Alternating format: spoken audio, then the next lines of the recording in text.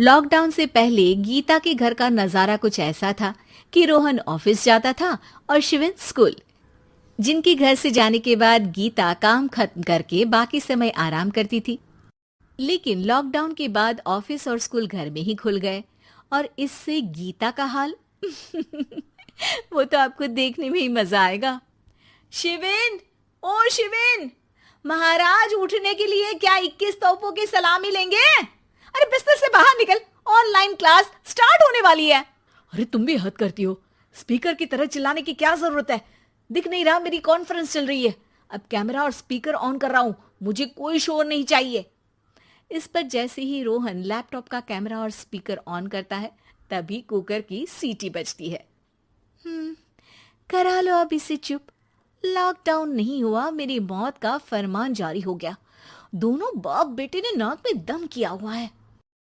ऐसा बोलकर गीता वहां से शिविन के कमरे में पहुंच जाती है, जहां शिविन अभी भी सो रहा होता है। ओ आलसी, अब अगर 5 मिनट में नहीं उठाना तो आज तेरा गेम और यूट्यूब कैंसिल। माँ की बात सुनकर शिविन बिना 1 मिनट गंवाए उठ खड़ा होता है। उठ गया, अभी नहाकर भी आता हूँ। ये नाटक कहीं और, मुंह पर गीला कपड़ा मार और पढ़ने बैठ।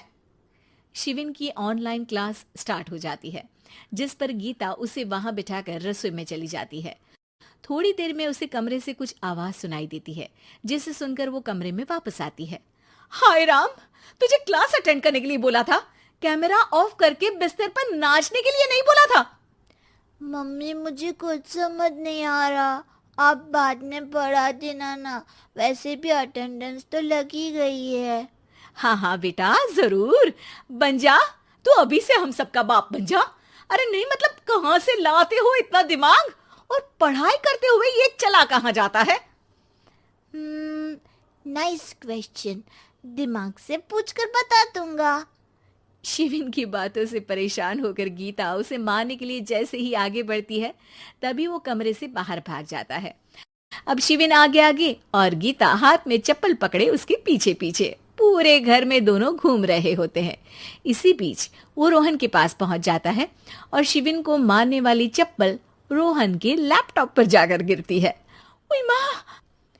मम्मी, अब पापा को चप्पल मार रही हो? वो आज तक के रिपोर्टर, चुपचाप जाकर क्लास अटेंड कर ले, नहीं तो अगली तेरे पीछे लगेगी। इस पर शिविन वहां से चला जाता है, जिसके बाद रोहन गीता से कहता है, इस सर्कस के लिए कुछ बोलना चाहोगी? अरे क्या करूं, जब से तुम दोनों घर में रहने लगे हो घर अपने आप ही सर्कस बन गया है और मैं तुम्हारी नौकर। कभी बेटी को संभालो तो कभी बाप के नखरे उठाओ।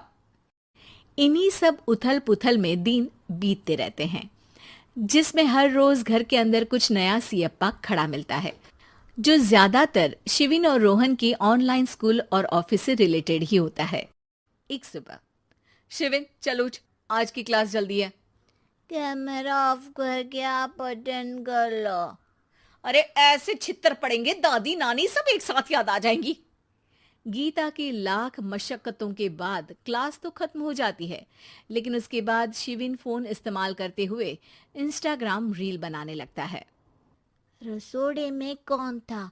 तुम थी, मैं थी, कौन था? कौन था? हाँ, मैं गरीब हूँ। अरे ओ गरीब के बेटे, आजा, मैं बनाती हूँ तुझे गरीब। मैं बताती हूँ रसोड़े में कौन था। पढ़ाई करने बोलो तो इनकी माँ मर जाती है और ये पागलपंतियां जितनी मर्जी करा लो। गीता शिविन को डांट रही होती है, तभी रोहन बीच में बोल पड़ता है। अरे बच्चा ही तो है, इतना गुस्सा क्यों कर रही हो? बेटे का साथ देने की इसी एक कोशिश में अब शिविन के साथ साथ रोहन भी गीता के गुस्से की सूली पर चढ़ जाता है। अगर बेटे पर इतना ही प्यार आ रहा है तो इसे क्लास अटेंड क्यों नहीं कराते, इसका होमवर्क क्यों नहीं कराते? उस समय तो बहुत जल्दी मीटिंग आ जाती है, वो काम मैं करूं और यहाँ इस बेफिजुली की चीज में तरफदारी करके बन जाओ महान। हे भगवान, कोई तो इनके ऑफिस और स्कूल खुलवाओ, मैं इन्हें और घर में नहीं सह सकती। अरे कुछ और मांग लेती, क्योंकि तुम्हारी ये विश इस साल तो पूरी होने से रही, कोरोना। हाय नास पिटे ने जिंदगी ही बर्बाद कर दी। खाए कोई पचाए कोई, कल मुझे चुन चुन कर सबको मेरी बद्दुआ लगेगी। उन्होंने दुनिया का और इन बाप बेटे दोनों ने मेरा जीना मुश्किल कर दिया। गीता वहां से चली जाती है, जिसके बाद रोहन शिविन से कहता है, अरे तुम्हारी मम्मी इतनी भड़की हुई क्यों है? आपकी वजह से पूरा समय घर में रहते हो और उस पर कोई काम कराने की जगह बस ऑर्डर देते रहते हो। अच्छा बेटे, सारा इल्जाम मुझ पर? पूरा दिन तो वो तुम पर ही चिल्लाती है। हाँ, मतलब दोनों का 50-50 है, कुछ करना पड़ेगा। वो कहते ना, make the best out of worst. I have an idea. वैसे तुम्हारी माँ सही कहती है, बहुत जुबान चलाने लगे हो, कम बोला करो। अगली सुबह रोहन और शिवेन अपनी गलती को सुधारने के लिए गीता के उठने से पहले घर का आधा काम खत्म कर देते हैं, जिसे देखकर गीता खुश हो जाती है और फिर बाकी बचा काम वो तीनों मिलकर पूरा कर लेते हैं। जिसके बाद अब वो सब मिल बांट कर हर काम में एक दूसरे की मदद करते हुए लॉकडाउन का मजा लेने लगते हैं।